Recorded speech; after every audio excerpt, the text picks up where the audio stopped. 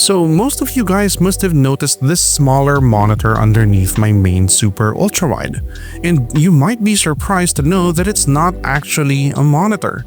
This is a lap dock, just in tent mode. It's serving as my secondary monitor and I just take it off the stand when I actually have to lug it around and use it with my ROG Ally. Now it's time to replace it with something that can live on the desk much more permanently. And it's in this box. Let's get it unboxed. But before we continue with the video, let's keep the lights on here in the studio. This video was brought to you by Sneak Attack Design Lab. They're a clothing company that specializes in technical fashion, more commonly known as techwear, and you can see me in their clothes in most of my videos. I've been supporting their brand ever since I met them back in 2019, and now they're returning the favor. Head on over to the link in the description to get 10% off of your order from their site. Check their clothes out. You're bound to see something badass over there that'll look great on you. Thank you very much to Sneak Attack for this exclusive promo for my viewers. Now, back to the video. This is the Anmite A140W03 portable monitor. In a lot of ways, it's the exact opposite of my Lenovo Super Ultrawide. This one is small, cheap, light, and thin. But I do hope that it matches my Super Ultrawide in one thing, in getting the job done. As we can see, it comes in a basic white box with not much else printed on it. Let's open it up. Inside, we get the monitor itself wrapped in a wax bag and set into some closed-cell foam to protect it from bumps during shipping. Let's put it aside for now and check the accessories. Underneath the monitor, we get the manual and 3 cables, one USB-C to USB-C data and display cable, a USB-A to USB-C power cable, and an HDMI to mini HDMI display cable. Alright. Pretty complete, apart from having a power adapter. Alright, that's everything in the box. Let's head on over to the monitor for the product tour. Before moving on to the product tour, I would just like to remind you that if you're liking the video so far, please consider subscribing. Less than 1% of the people watching my videos are subscribed to the channel. Subscribing is free and greatly helps me in continuously creating content for this channel. And of course, is always greatly appreciated. Alright, let's head on over to the product tour. So this is the Anmite A140W03 portable monitor. A very long name. I'm just gonna call it the Anmite A14 from now on. As we can see, it's a pretty slim and light portable gaming monitor. It is primarily made of plastic with the outside frame being made of metal. I love that it doesn't have any branding here at the front. It saves me the hassle of taking out some gaffer's tape and sticking on there just to hide the logo. I don't like seeing logos on my desk. There are also some built-in rubber feet to stop the monitor from moving about. The display is 14 inches diagonal and it is a matte finish IPS display. It doesn't have touch input, so it's not glossy. This is mostly going to just be a basic secondary monitor, so I didn't need it to be large or of a high refresh rate. Moving on to the back, we can see the extruded panel where the components are. It has a carbon fiber finish on it, but it's just plastic. There are also 2 mounting holes here if you want to mount it on VESA mounts. Only 2 holes though, so make sure that the connection is sturdy before letting go of the monitor. We can also see here 2 grills for the speakers. There is a built-in kickstand as is common with portable monitors, but flipping out the kickstand we can access the inputs on one side and the controls on the other side. The inputs consist of a mini HDMI port and 2 USB-C ports.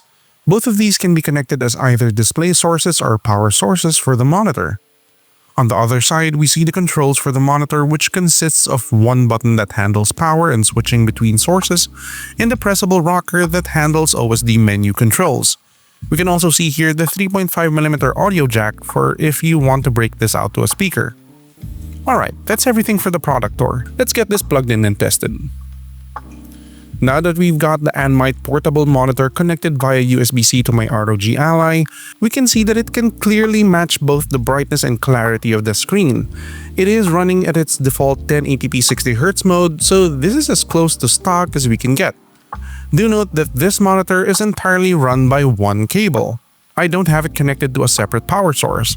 Both the display data and power is coming from the single USB-C cable coming from the ROG Ally. Pressing the power button brings up the source selections, and we can select from Auto, Type-C, or HDMI. A swipe up or down on the rocker brings up the volume and brightness quick controls respectively, and pressing on it brings up the OSD menu.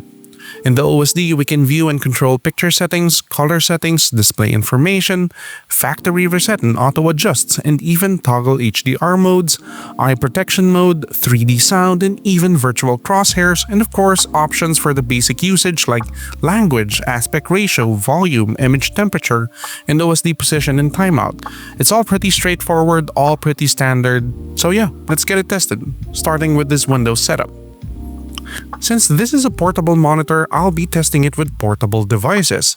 I've already got it connected to the ROG Ally, so let's start from there. Sound test first. Here's how the built-in speakers fare against the JBL Go 3.